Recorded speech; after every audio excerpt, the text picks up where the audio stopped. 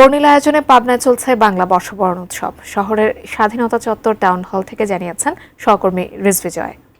বর্ণিল নানা আয়োজনে প্রতি বছরের মতো এবারও কিন্তু বাংলা বর্ষবরণ পাবনায় অনুষ্ঠিত হচ্ছে এবং পয়লা বৈশাখের যে প্রধান আয়োজন শোভাযাত্রা সেটি কিন্তু ইতিমধ্যে শেষ হয়েছে। সকালে পাবনার জেলা প্রশাসকের কার্যালয়ে বিভিন্ন জায়গা থেকে সামাজিক সাংস্কৃতিক এবং শিক্ষা প্রতিষ্ঠানের যারা কর্মী রয়েছেন তারা এসে উপস্থিত হয়েছেন এবং বর্ণিল নানা সাজে তারা সেজেছিলেন এবং সেখান থেকে একটি বড় শোভাযাত্রা বের হয় এবং সেই শোভাযাত্রাটি শহরের প্রধান প্রধান সড়ক প্রদক্ষিণ করে পাবনার স্বাধীনতা চত্বর টাউন হল ময়দান সেখানে এসে জমায়েত হয়েছে এবং এই শোভাযাত্রায় কিন্তু কেবল প্রশাসনের কর্মকর্তা ব্যক্তিরাই নন, সকল রাজনৈতিক দলের নেতৃবৃন্দ কিন্তু উপস্থিত ছিলেন এবং জাতীয় পর্যায়ের নেতৃবৃন্দ তারাও কিন্তু অংশগ্রহণ করেছে।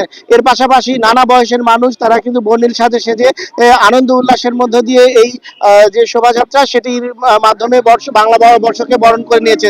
এখন এই টাউন হল ময়দানে খেলা অনুষ্ঠিত হয়েছে, যা কিছুক্ষণ আগে উদ্বোধন হয়েছে এবং সাংস্কৃতিক অনুষ্ঠান সহ নানা আয়োজনে আজ সারাদিন কিন্তু এই ধরনের আয়োজনের মধ্য দিয়ে আজকে বাংলা বর্ষকে বরণ করে নেবে পাবনাবাসী। এই ছিল আমার কাছে পাবনার বাংলা বর্ষ বরণের সর্বশেষ খবর।